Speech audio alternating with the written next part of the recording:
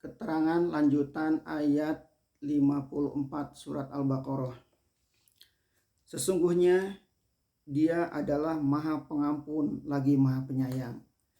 Memang beginilah pimpinan yang harus diberikan Musa pada waktu itu agar menjadi ikhtibar buat selanjutnya.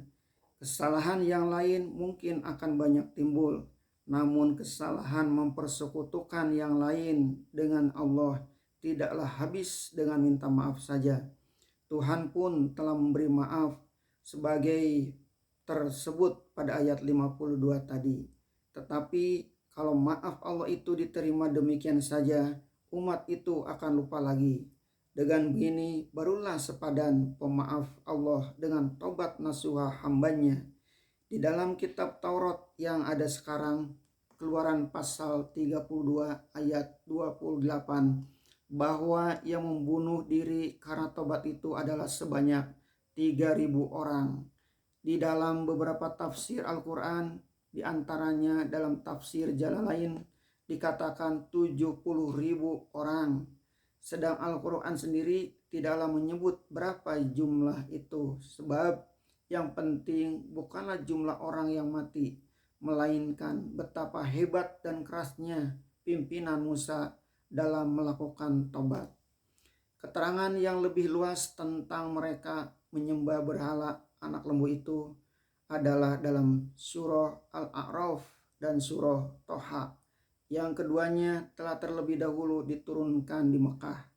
Dalam susunan ayat-ayat surah Al-Baqarah sekarang ini hanya sebagai mengingatkan hal itu kepada Bani Israel.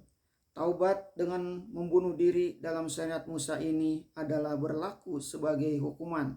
Dengan demikian, bukan berarti bahwa seorang yang merasa dirinya bersalah besar dibolehkan membunuh dirinya dengan kehendak sendiri, terutama dalam syariat agama Muhammad SAW. Di zaman dahulu kita kenal hakim-hakim Yunani memutuskan hukuman atas diri Sokrates dengan diperintah meminum minuman racun.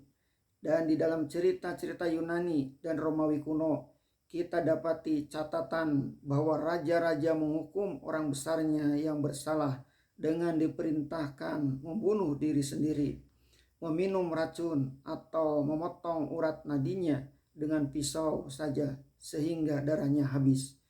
Menurut pendapat saya, di zaman kita sekarang pun kalau hakim memutuskan hukuman bunuh bagi seseorang, lalu orang itu diperintah membunuh dirinya sendiri sebagai pelaksanaan hukuman, tidaklah orang itu berdosa karena membunuh diri. Yang berdosa ialah membunuh diri sendiri di luar keputusan hukum, karena itu namanya menjadi hakim sendiri.